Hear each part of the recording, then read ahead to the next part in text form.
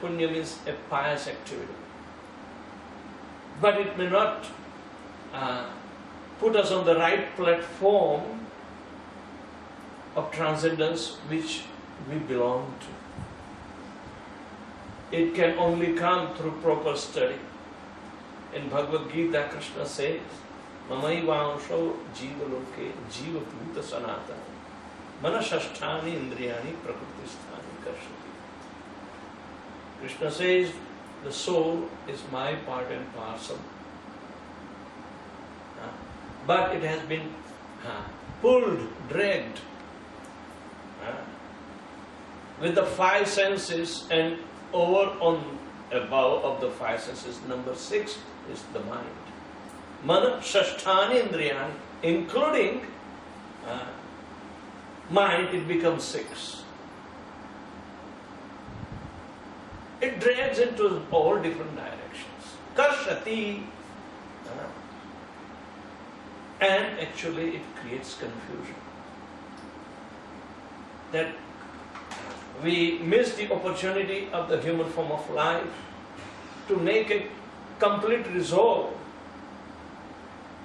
in the belief that we are pursuing, but because the foundation is weak, whatever we construe in our mind, it becomes nothing but only a pious activity. But piety does not take us all the way where Krishna is promising. Therefore, Krishna gives the guideline. Ye shastram vidhim utsrujya vartate kamakarata na sa siddhim avapnoti na sukham na parangati. People have different kinds of faiths, beliefs, and they are all mixed up or tainted, contaminated by material modes. The soul is spiritual and it is misdirected by the three modes. We aid through our own so-called perception, knowledge, or through the help of others. But we are not getting anywhere in a systematic approach, which is the best usage of the human form of life. Best achievement, it is said. The glorification of the satsang is to be established in the realm of eternity, not temporality. Sat means eternal. Because the absolute truth, which is also called Sat, is also eternal in nature. Nobody can change it. But then when we become helpless because of misdirected situation, then who is to be blamed?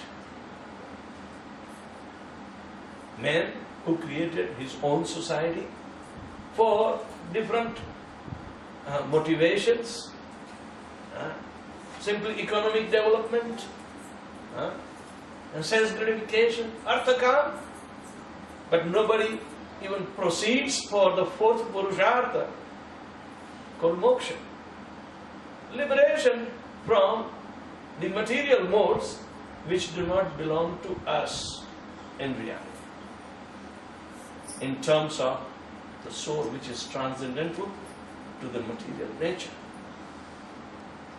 So, under the misdirection, we end up ourselves into nothing but confusion. Can't discern, can't make a sense out of life even. Most of our efforts remain frustrated. We hardly achieve a tangible success, and that also to be left behind when we leave this material world. So, what is the gain? Zero? Man is not supposed to end up in zero. Neither he is subjected to the clutches of Maya.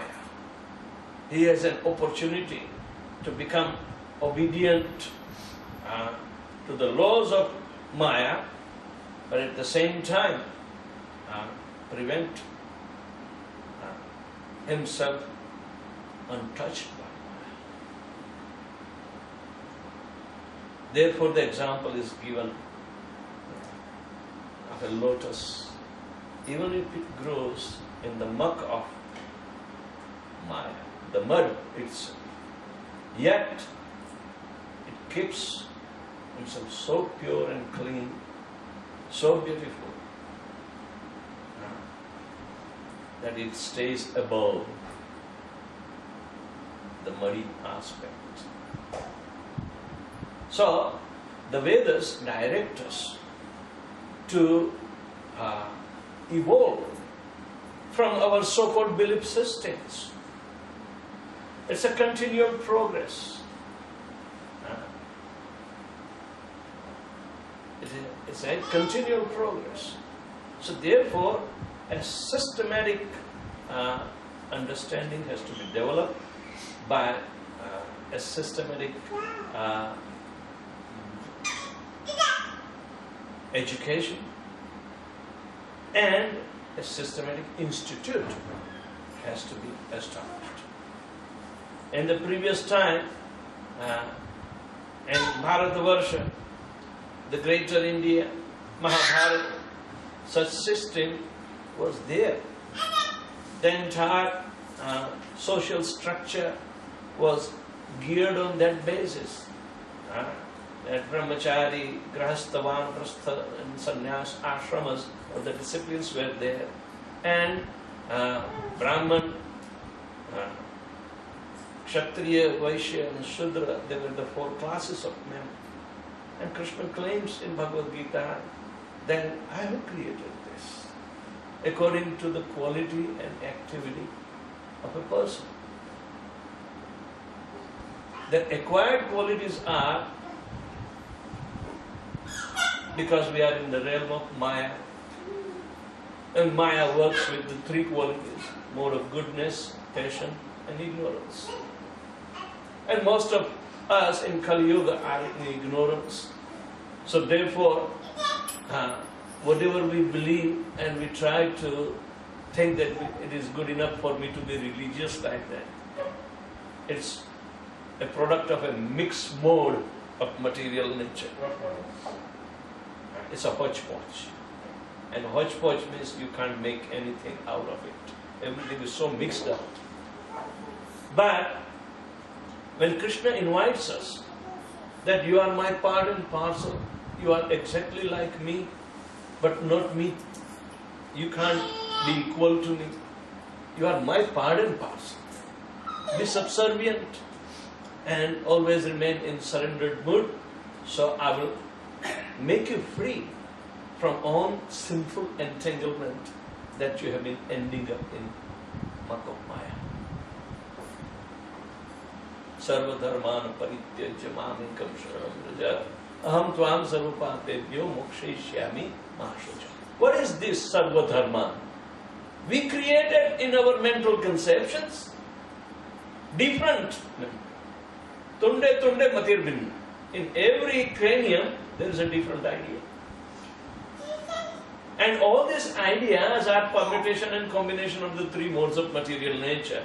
And out of that, most predominant nature is mode of ignorance, that is called ahankara.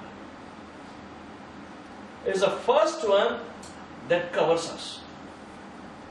So naturally, what you think or what I think independently without any authority, any honest comparative medium,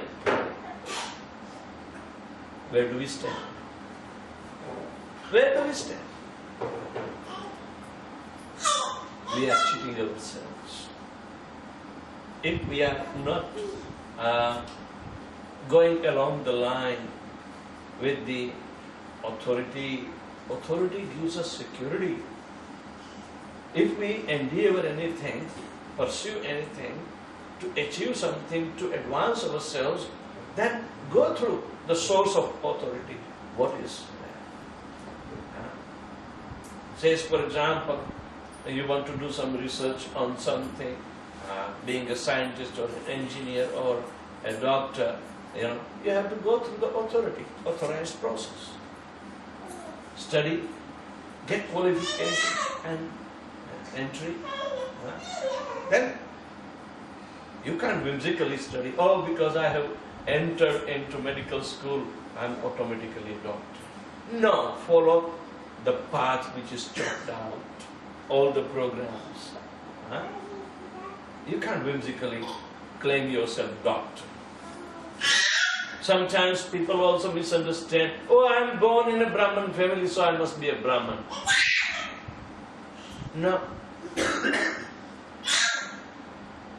In Kali Yuga, when we are born in the darkness of ignorance, Om Ajnana Timirandhasya Jnanam Janasharagam.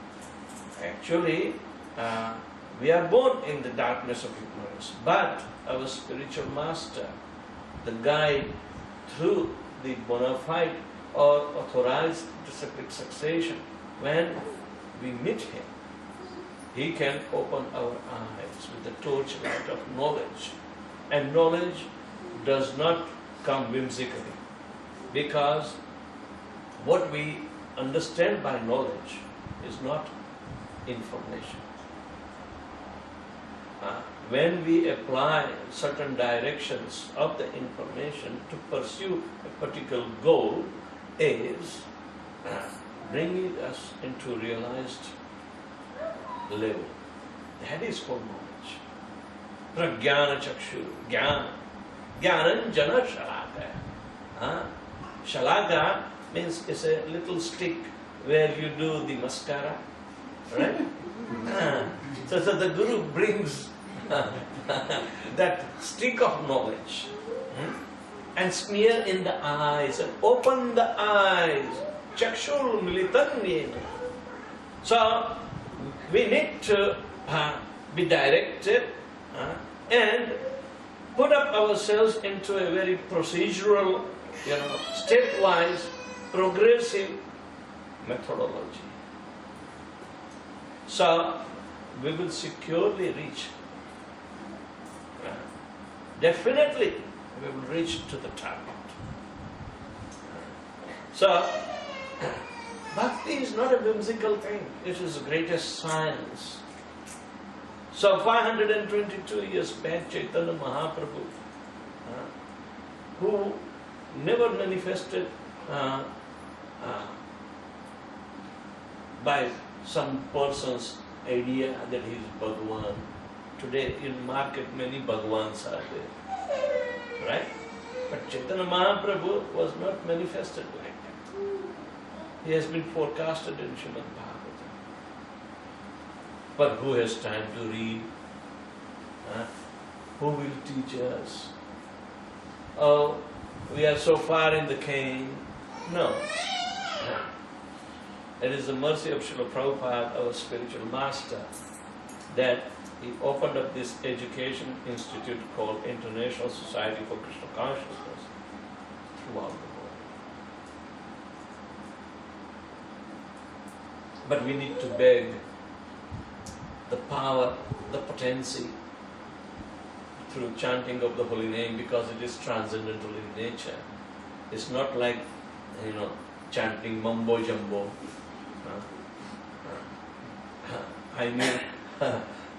I always remember this kind of conversation. There was one fanatic man in Boston, and he used to call to the temple,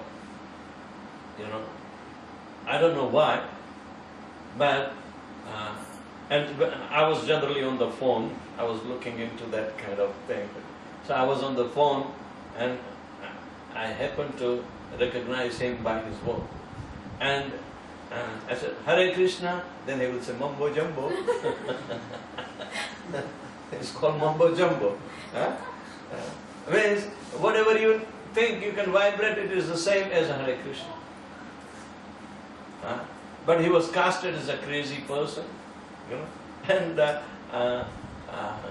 he had to be discredited, because in America to call on the phone with some tempering the privacy, or such laws are there that they can be sent to jail even. If somebody say call and make an obscene call or this and that, there are so many situations. You can report to the police, they will trace him out and throw him out. So the mumbo jumbo is doing mumbo jumbo somewhere else now. But they think you can vibrate any damn thing and you'll get the same results. But they are not experiencing because we are ignorant. We are not trying to put ourselves into a discipline. A discipline is required to get a very systematic education. One who is not disciplined cannot learn by himself. Neither he will get the requisite intelligence to even contemplate upon that absolute nature of our eternity, all knowledgeability and blissfulness, or Satchidanand state. That belongs to the soul, because Krishna, the source of all the, He is cause of all causes, is transcendental to what our experience is. And therefore, we can approach Him in a very systematic way, guided by the spiritual master, that the subject matter should not get any tainting of these three material modes, because it's from the other world.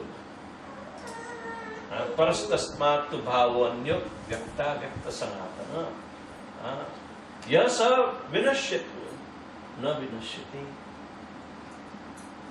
Whatever our experiences are, they in this material platform, they are going to be smashed. They are not going to be lasting long. They will be destroyed according to the time.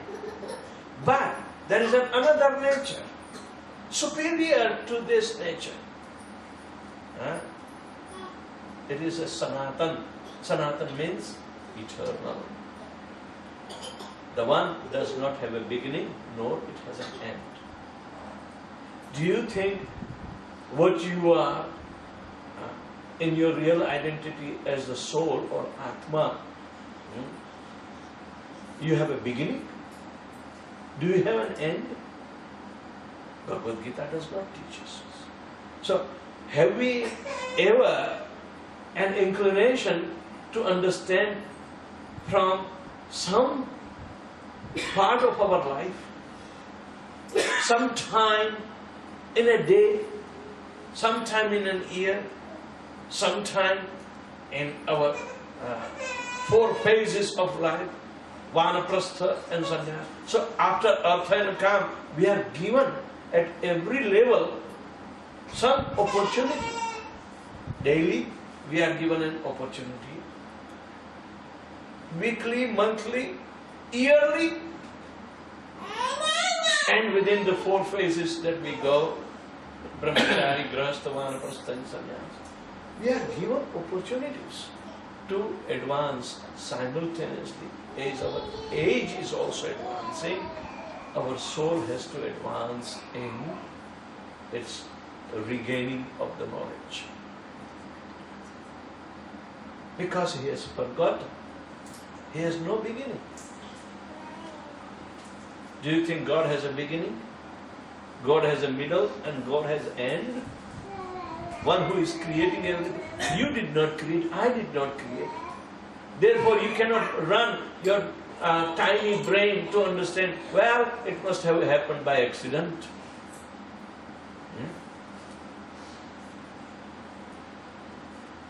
Are you here by accident or by your free will? Has somebody forced you to come here? Or you are coming by free will? Free will is applied for the benefit of our own self. Therefore it is given. We can exhibit our free will. It is not by force that one can be drawn. Neither Krishna in Bhagavad Gita exhibits a force upon Arjuna to resolve his problem of confusion, Maya, and come on the right platform of execution his proper conduct duties, which will take him to the realm of eternity, full of knowledgeability and bliss. There are no pains and confusion, just like what we experience in the material world. In the material world, Our experiences are temporary but yet painful. We seek pleasure in it, but pleasure escapes and pain arises all the time. It lurches. I was just getting into computer, and always Yahoo pops up first before than anything. I don't need it right now. But why does it pop up? But that's the way it is. You want happiness, but pain pops up first. You know? It's automatic package. You know? It's an automatic package. That is what the material world is supposed to, Maya or Durga Devi is supposed to do. That is her job. Sisti, Sthiti, Pralaya, Sadhana, Shakti, Rekha, Chayeva Yasya Bhuvanani Vibharti Durga. Ichhanu Rupam Api Yasya Chestate Sa Govindam Adi Purusham Tatamala. This is what Brahma says. In a very disciplic succession, he teaches us that Durga Devi is Sadhan Shakti. Sadhan means instrumental energy for creation, sustenance and dissolution of the whole cosmic manifestation. But she does not act independently. Ichhanu Rupam. Who's? Govinda. She is acting under the desire and supervision of Krishna. Krishna says in Bhagavad Gita also, Maya Dakshena Prakriti Suyate Sacharacharam Hetunanena Kaunte Jagat Viparivartate. Under my supervision, this material energy is working.